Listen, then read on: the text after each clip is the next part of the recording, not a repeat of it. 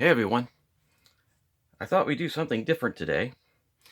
So I grabbed these two stones, and what we're going to do is we're going to cut these into cabs, see which one's the best looking, and then we're going to set it in a ring.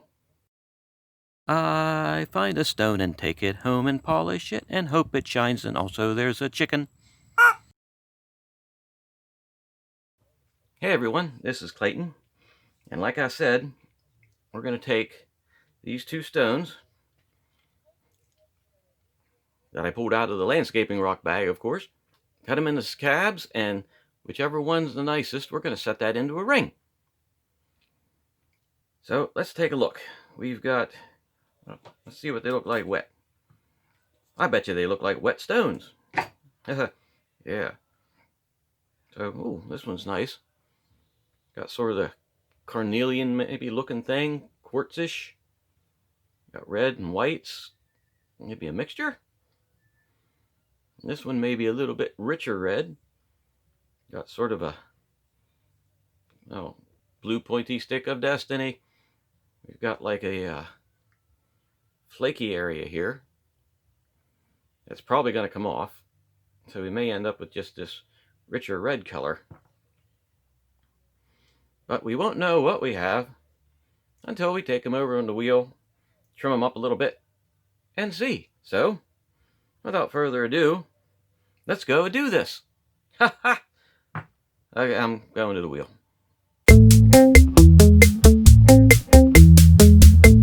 Alrighty, I'm back, and as you can see, stones are much smaller. There we go. Much smaller than what I'm normally cutting. And that reason, well, oh, I gotta work on the bottom of this one a little more. Well, the reason being is that right now with these, I'm going to set these in a ring. One of these. Or maybe both if they're nice. As you can see, here's the flat sides. I mean, there's some good color in these. And this one's got some lighter colors. Sort of a nice transition from blue pointy stick of destiny. You got sort of a nice transition from a lighter color to a darker red. And this one seems to be a richer reddish color all over. Well, like I was saying, there's a lot more taken off of these than normal. And that's because I'm looking more for quality on these instead of large shininess. You know, I love making pretty stones, taking them, you know, leaving the imperfections and the inclusions and cracks in there just so we can get a bigger, nicer piece of shiny stuff. But this one, I want to have a quality looking stone. So it's going to be a little bit different technique. They're much smaller. I left a height on them because they may be high domes. I like to make a high dome stone. The flatter the dome, they're nice, but I'd rather have a higher dome stone just because I like them.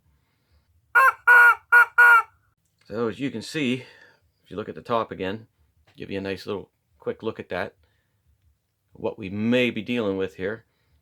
This one gets darker as it goes down through from the top, so it may get a little bit richer than it looks now, and who knows what this one's going to be.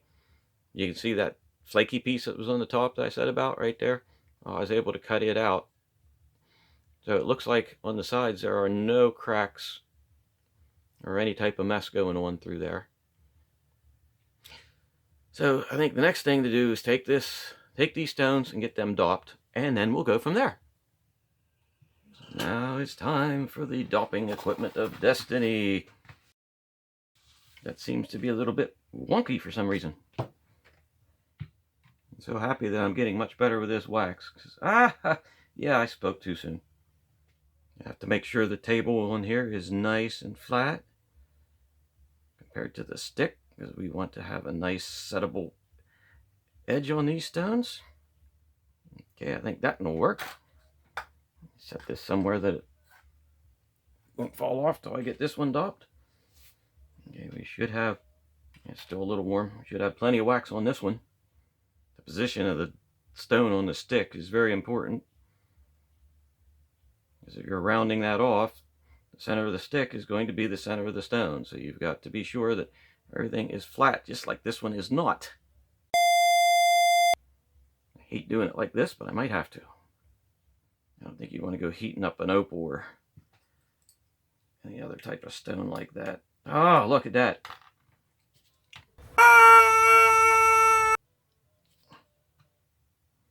I knew I'd adjusted it too much. Heat this up a tad bit and just start over again. I'd rather have it fall off now than when I'm working it. I wonder what I'm doing there. I'm touching my lip to see how hot the stone is. Ah! This stone is not working out for me today. I don't like that whatsoever. You see, that table's flat. Yeah, that table's flat. It's my head that's crooked. Okay, let's try this. Third time's the charm. 3rd, 5th, 17th. You know, whatever it takes. Okay, I think I might have it this time. He says as he shakes his head no. Okay, I do think I have it this time. Okay, so here's what we have. 2 dopped stones ready to go into a ring. Okay, so let's take this over on the wheel and I shall be back, hopefully with a nice pre-shaped stone. 2 nice pre-shaped stone.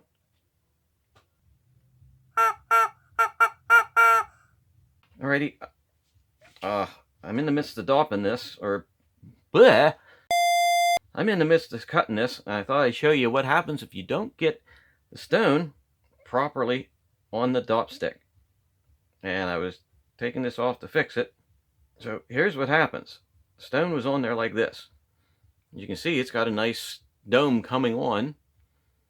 But if you look at the side, that is not flat. So the stone, you see that? That stone flat is this way, so that whole dome's going to be completely out of whack. And you can see it much better on here. You see the angle that's on? That needs to be perpendicular to that, like this, like a T.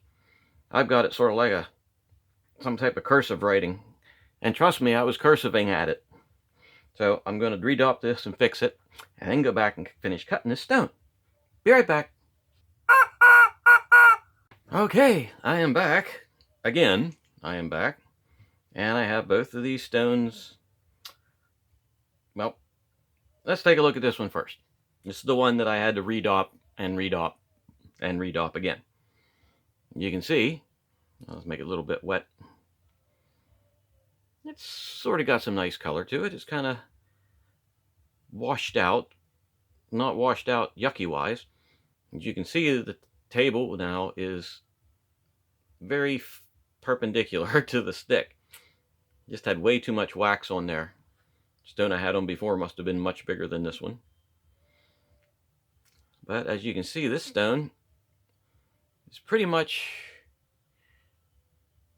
flawless in a way. No major inclusions, nothing to give it character, that's for sure. But still, it's a nice stone. This is the smaller one, and I was very disappointed because I get the blue pointy stick of destiny out. You can see there is a crack. That piece that I said looked like on the top, the white piece, well, that crack follows the whole way down around here, and the whole way down it goes right through the stone, right through it. And you can start to see now that right here, that whole one side of the stone is it could probably shear off. Of course, it probably wouldn't, because I can never get the stuff to shear off when I want it to. And I was a little disappointing, because I thought that would be the stone. I seriously thought that would be the stone we're going to end up setting. But it appears that this is the one that that we're going to end up setting into the ring. So, I have to say bye-bye to this one. Sorry about that. Well, maybe it's just tiny. We'll polish it anyway and see what we get out of it. So the first thing is going to be the 500 grit. Do-do-do-do. And I got a new piece of sandpaper. Ain't that great? So we'll start with this one, because it's not going to take much at all. It's a tiny whittle stone.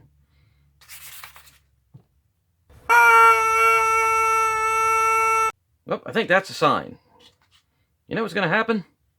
You're going to put the dopstick away, and you are going to go over into the fail pile. Fatality. Okay, so I guess we go to this one. Who wants to make a bet? Anybody want to take that bet? I didn't think so. So not all the stones I cut end up being nice.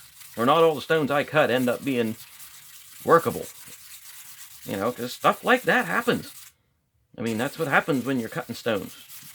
You don't know what's inside there. It could be, well, it's a rock. And to get something really good in gem quality, you got to cut away a lot to find those tiny little pieces of good stuff.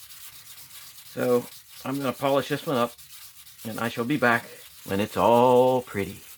Okie dokie, that didn't take long. Okay, let's take a look at what we got here. Wow, that stone, that's very pretty. Whew, nice and smooth. No gnarlies, no gobbledygook in there. Seems like a pretty nice stone. Alrighty, so next thing, 1000 grit. 1000 grit. Here we go.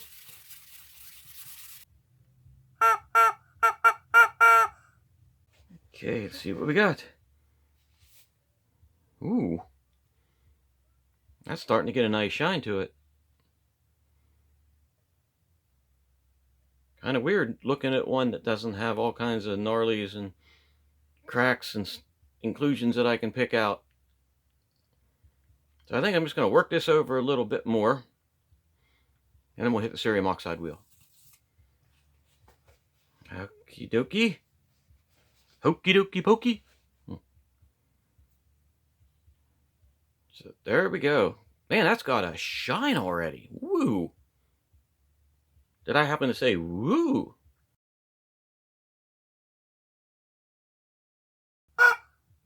Yeah, that's really pretty. There's some nice stone going on there. Looks like there's some depth to it. We might even be able to see more of whatever's inside there when hit it with the cerium oxide wheel and actually get a glass polish on there. So that's next. Cerium oxide wheel. Here we come. Alrighty, well that did not take long at all. And look at this.